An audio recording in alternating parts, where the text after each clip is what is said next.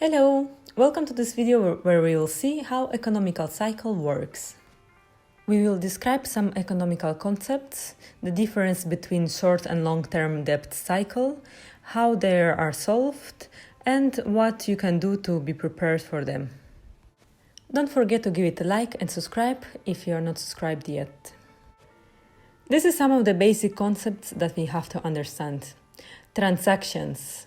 This is when we buy something, when we exchange our money or credit for goods, services, etc.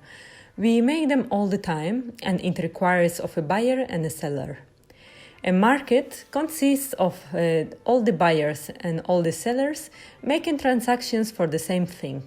For example, we have car market, stock market, food market, etc.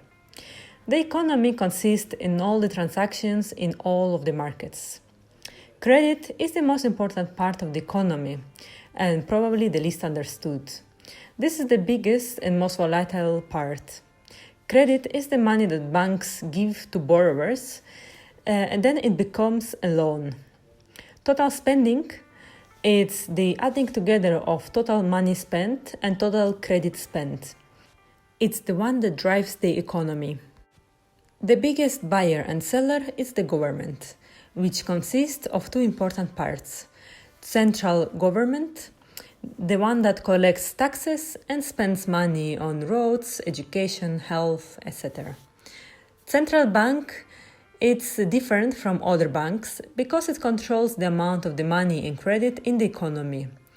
He does it by influencing in interest rates and printing new money.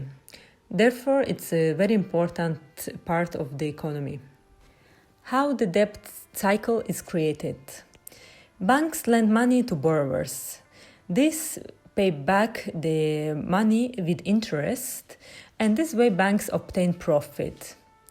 Borrowers are people like me and you who wants to buy something that they cannot afford otherwise, like a house or a car, or investing in some business. Borrowers want to borrow money when the interests are low. Otherwise, it's too expensive for them. Therefore, when interests are high, there are less borrowers. When borrowers receive this loan, their spending increases. This spending is someone else's income, which will increase the second person's spending as he's earning more, and so on. On the other hand, increasing income increases borrowing, because banks are more willing to give you credit as you are more able to return it back.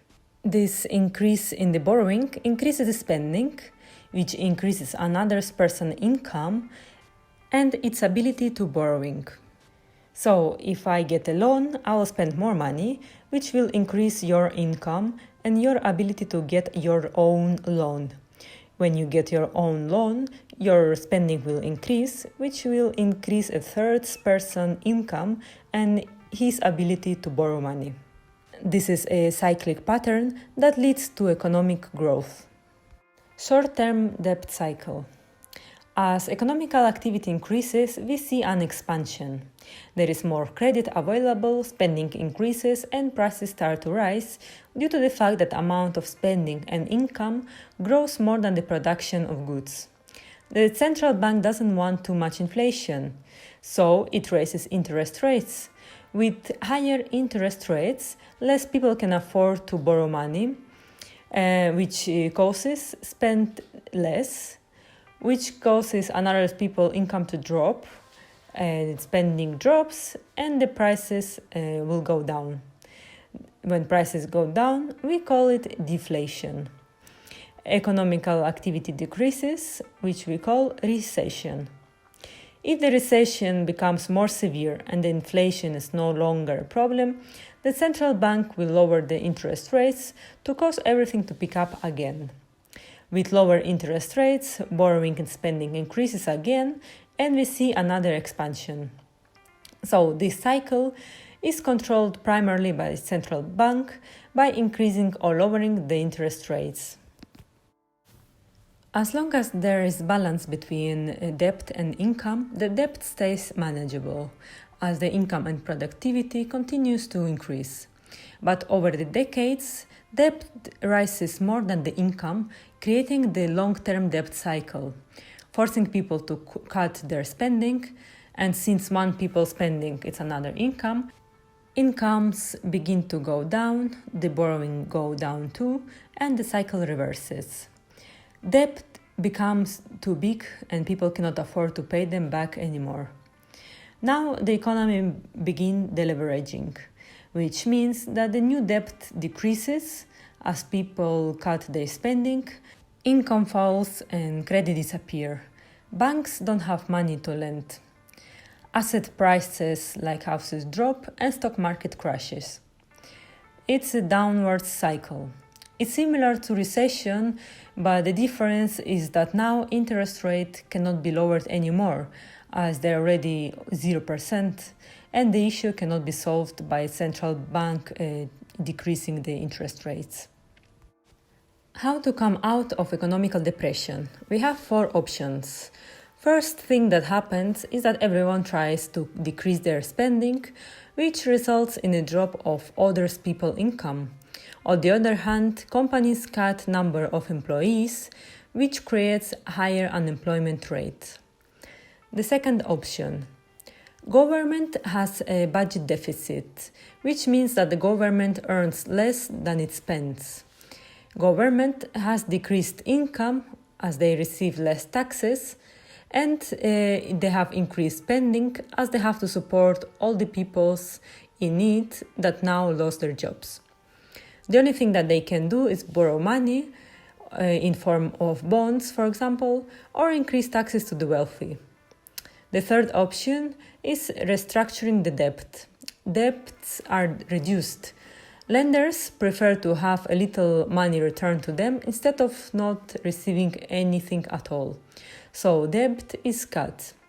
This way, debt gets lower, but it also makes income to decrease and asset value to drop faster. The fourth option is the central bank prints new money. It forced to print money and uses it to buy federal bonds, this way lending money to government. So now central government can buy goods and services and this way put money in the hands of people. This increases people's income as well as the government debt. However, it will lower the economical total debt burden. Printing money is very risky as it can cause inflation, so it has to be balanced with the other 3 options. Options 1, 2, and 3 are deflationary, and 4th, it's inflationary. They all have to be in a balance in order to create economical stability. In summary, short debt cycle happens every 5 to 8 years, whereas the long-term debt cycle occurs every 75 to 100 years, after which it takes almost 10 years for the economical activity to get back to normal. Be prepared for it and don't just react when it happens. Take advantage of this situation. Don't let your debt rising higher than your income. Raise your productivity as much as you can. Invest strongly during recessions and bear markets so you can obtain higher benefits during the bull market. Thank you for watching. Please share it and I will see you in our next video.